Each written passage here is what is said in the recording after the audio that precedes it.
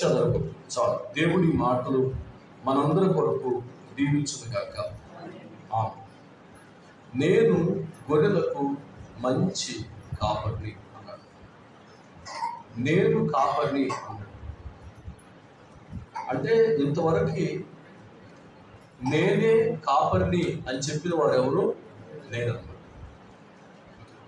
యేసయ్య ఒక్కడే చెప్పాడు, నేను గొర్రెలకు మంచి కాపరిని.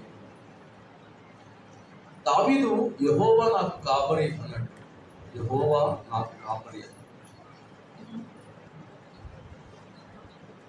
కానీ ఇక్కడ నేను మంచి కాపరిని అంటే 23వ కీర్తనలో ఉన్న కాపరి వేరు,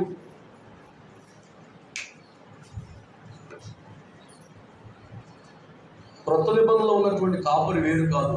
ఇద్దరు కాపరి లేరు, ఒకే ఒక కాపరి. 23వ కీర్తనలో ఉన్న కాపరి ఎవరో? యోహాను సువార్త 10వ అధ్యాయంలో ఉన్న కాపరి కూడా ఆయనే. ఆయనేమో నేను కాపరిని అంటాడు, దావీదేమో యెహోవా నాకు కాపరి. అంటే ఇక్కడ సంగతి ఏంటంటే ఈ రెండు మాటల మధ్య ఉన్న ఒక సంభాషణ ఏంటంటే, నేను కాపరిని ఎరుగుదును అని నా కాపరి అని చెప్తున్నాడు ఆయన, యెహోవా నా కాపరి అని. కాపరేమో నేను కాపరిని అని చెబుతున్నాడు, అంటే ఆయన గొర్రెల్ని ఎరిగినవాడు. ఈ కాపరికి గొర్రెలకు మధ్య జరిగేటువంటి ఒక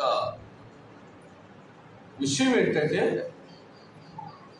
గొర్రెలు కాపరిని ఎరుగుతాయి, కాపరి గొర్రెలు ఎరుగుతాడు.